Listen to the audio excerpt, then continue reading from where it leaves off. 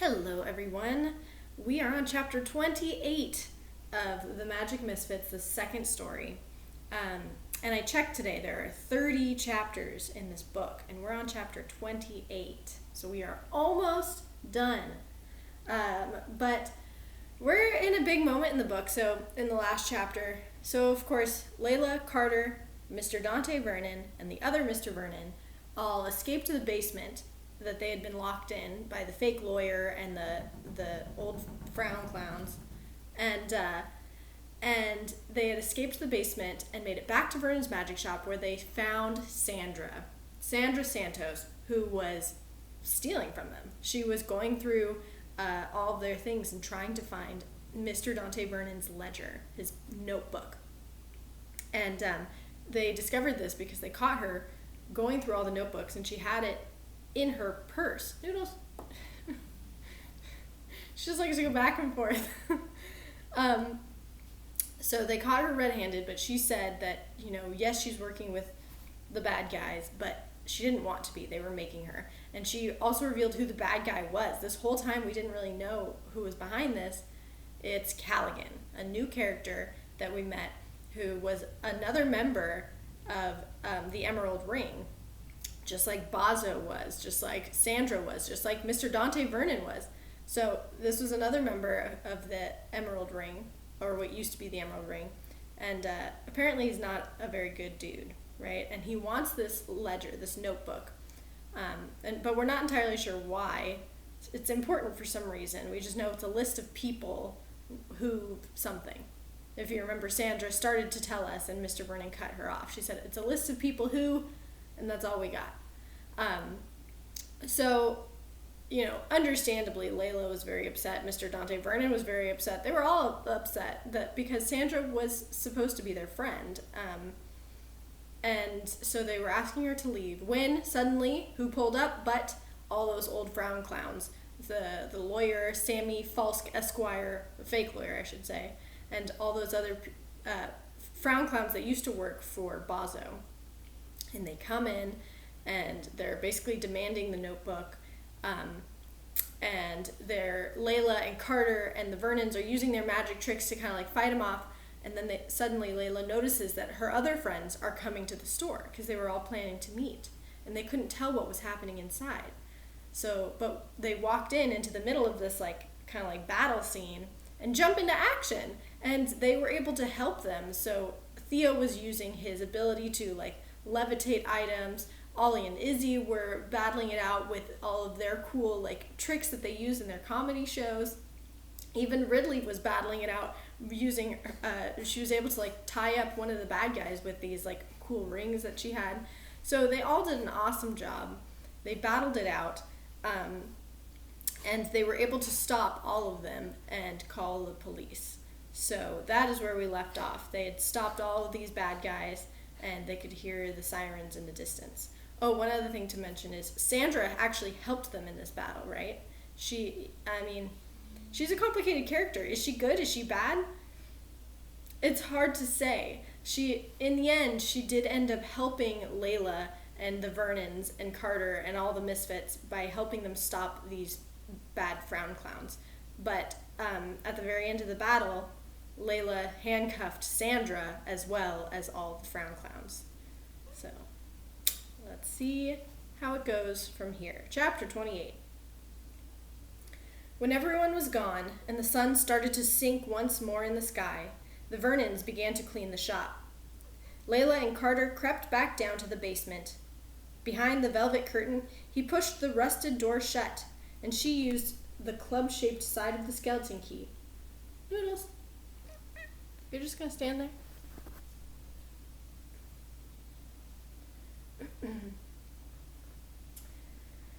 Behind the velvet curtain, he pushed the rusted door shut, and she used the club-shaped side of the skeleton key to turn the lock once and for all. The next morning came like a jolt, and Layla woke with a start. She asked her dad to walk with her to the town jail. She needed to speak with Sandra Santos face to face. The police station and jailhouse were across the park and down a couple blocks near the town hall. Layla forced herself to put a briskness into her step and she held her chin up high, even when people on the street gave her funny looks. Word must have already spread about what had happened to the illustrious Madame Esmeralda. "Good morning," she said with cheer to these people, trying to get back to her old self. It felt like flipping a switch. Well, a switch that was attached to a flickering bulb. Mr. Vernon walked beside her, commenting on the brightness of the sky and the birdsong and the music of the trains rumbling from across town. Layla knew he was talking simply to fill the space between them, and right now, she didn't mind. She was certain that if he were to bring up anything important, she would spill her own suspicions and plans, and, old self or new, that was something she was not ready to do. At the jailhouse steps, Layla asked her dad if she could go inside alone. He looked surprised, but nodded, holding out a white-gloved hand as if to show her the way forward. A deputy brought Layla down a long hallway to a cell that was lit only by a sliver of a window, and over the window was a row of thick black bars stuck into the stone wall. "Miss Santos, you've got a visitor." Sandra sat up from the cot against the wall. Her white star-shaped earrings were tangled in her long, frizzy hair. When she realized who had come to see her, she covered her face and shook her head. "Layla," she murmured through her fingers. "Go home. This is no place for a girl like you." "A girl like me? And what kind of a girl is that?" Layla said, her voice steady and strong, though inside she knew it was about to crack. "I'm more than just a smiling face and a supportive friend. I'm more than what people think they see." Sandra glanced at the deputy and nodded. He turned and left them alone. "I've come for answers," said Layla, "and I don't mean any psychic mumbo-jumbo excuse me, where you make me look inside myself and realize the stuff I already know. I'm talking facts." Sandra sighed. "What facts do you wish to know?" "Promise you'll tell me the truth?" "I'll do my best." "Why did you do it? Why did you come here?" "I thought I explained all that to you yesterday." "Right, that Callaghan person. And my dad's book." Layla squinted, trying to read Sandra. The woman seemed lost today, defeated, and not just by the magic misfits. There was something else going on in her mind, something deeper, locked and chained down. It was the secret that Layla had come to discover. "You said that Callaghan is a mesmerist. He's good at making people do stuff that they don't want to do. I guess that means you wouldn't have returned to Mineral Wells if not for him?" Sandra's eyes went cold. "No, I don't suppose I ever would have." She was hiding something she didn't want to face. "So then, he hypnotized you?" "Could have." Her voice shrank to a croak. "I don't believe that," said Layla. "I think you've wanted to come back to Mineral Wells for a long time." Sandra didn't answer. "I think there was something here that you wanted to see for yourself, something that had nothing to do with Callaghan or the old emerald ring." Now Sandra turned away, hanging her head and hugging herself. "I know that you never wanted to hurt anyone, Sandra, but especially not me. For all that scheming and all the planning, I believe that I mattered to you. I could see it in your eyes the moment we met, and you tried to pass along clues that at first I didn't understand. Things you were trying to tell me, but couldn't flat out say. The biggest one being your prediction at dinner about how important my key would be in the coming days. You knew I might need it to get out through the tunnels." Layla tried to gulp down the dryness in her throat. "The big question is how you knew that I had the key to begin with." So what's Layla getting at? What is she trying to figure out? She said that key, who gave it to her? Who left it with her as a baby? Her parents, her biological parents, right? The woman that held her in her tummy. left that key with her. And she had never even told the Vernons about it. Mr. Dante Vernon, the other Mr. Vernon, the people that are her dads now. She had never told them about it. And yet, even though no one knew about this key, Sandra was able to make that prediction all that time ago at the beginning of the book when Sandra came over for dinner. She made that prediction about her key being important. And how would she know? How would she know about that key? How did Sandra know about that key? Sandra answered without looking up. I'm psychic, remember? Psychic or not, I think there's another reason you knew about it. Trembling, Layla lifted the string from around her neck and let it dangle in front of the bars of the cell. And I think the reason is that you're the one who gave it to me in the first place. Sandra stiffened. Turning her head slowly, she met Layla's gaze. Her eyes were red and watery. Layla bit her bottom lip to keep it from quivering. She refused to cry about this. Not now. Not ever. You're my birth mother, aren't you?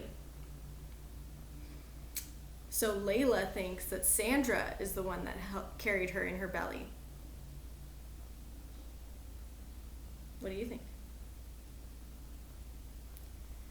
Sandra didn't speak for almost a minute. For Layla, it felt like eternity. Finally, Sandra nodded. She stood and came over to the cage door. She reached out for Layla's hand, but Layla didn't give it to her, and Sandra quickly withdrew. You knew I was here all along, with the Vernons? Layla asked. I got word that Dante had adopted you. It was everything I could have wished for. Why did you leave me at Mother Margaret's? Didn't you want me? Oh, I did want you, child, but it wasn't possible. You see, Callaghan... Callaghan what? Layla found herself suddenly shouting. He hypnotized you back then, too? Sandra was shaking now. Remember the story Mrs. Varalika told on stage during the show? I made her practice those lines over and over, because the story belongs to me. I don't know what to think.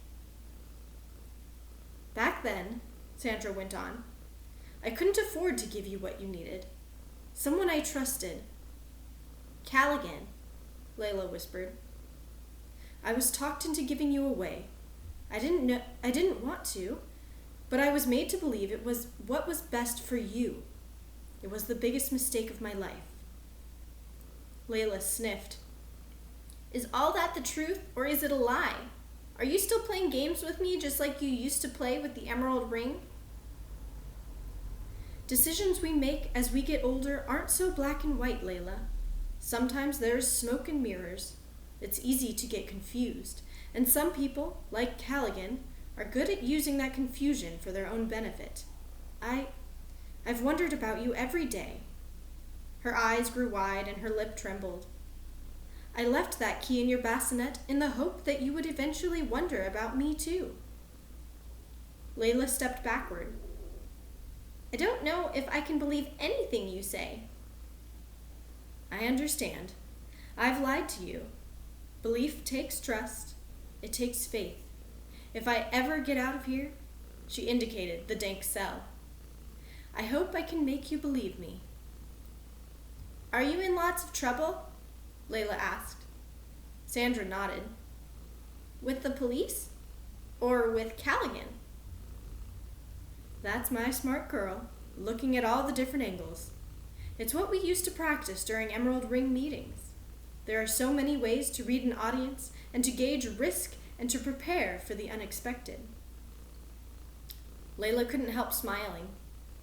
You didn't answer my question. Sandra blinked slowly. I'm in lots of trouble, but that's not anything you should worry about. Is Callaghan here in Mineral Wells? Layla asked. Do we need to look out for him? Then Sandra did something strange. She opened her mouth to speak, but no words came out. She stared at Layla as if she were surprised. I'm sorry, I can't. Whether it was the mesmerist's power over Sandra's mind, or Sandra's own fear that was tying her tongue down, on that day, Layla would not learn who Callaghan really was. And, my curious friends, I'm sorry to say that neither will you. Not now, anyway. Goodbye, Sandra, Layla whispered. I wish that we... Layla's voice faded. She knew the woman was still under someone's control. Until that control was broken, Layla understood that they could never really know each other. The skeleton key swung from Layla's clenched fist, back and forth, a mesmerist's pendulum. Layla kept her voice low when she said, My dad told me that your father was the locksmith for the whole town. Sandra nodded. That means he probably built this very jail cell. Sandra smiled at the thought of her father. It's very likely that he did. Layla lowered the key into Sandra's hand. Then it may unlock your cell. Do what you think is right, Layla whispered, backing away. But please, just wait until I'm gone. Oh, Noodles, what are you doing?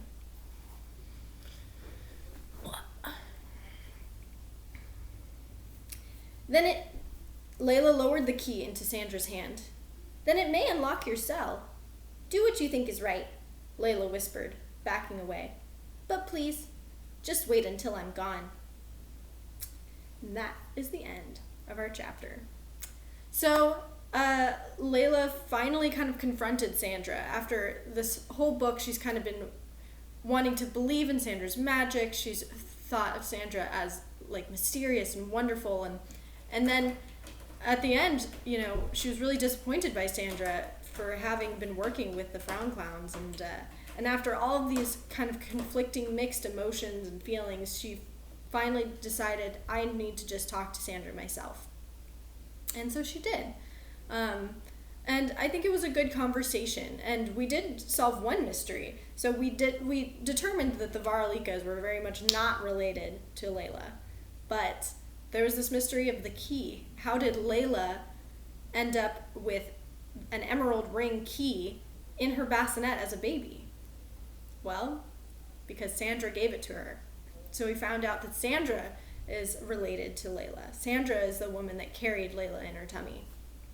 And that's not to say, I mean, I don't know.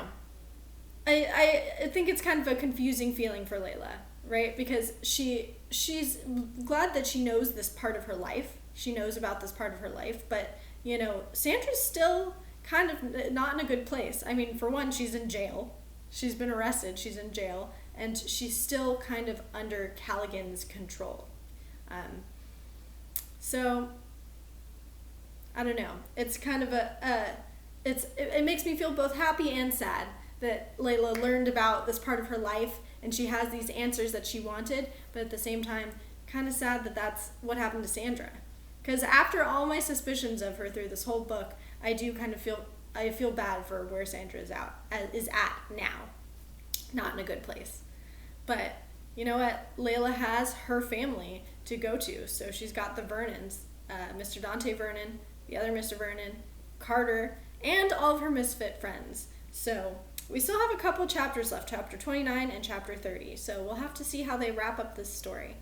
And we will find out next time. I will see you then. Bye, everybody.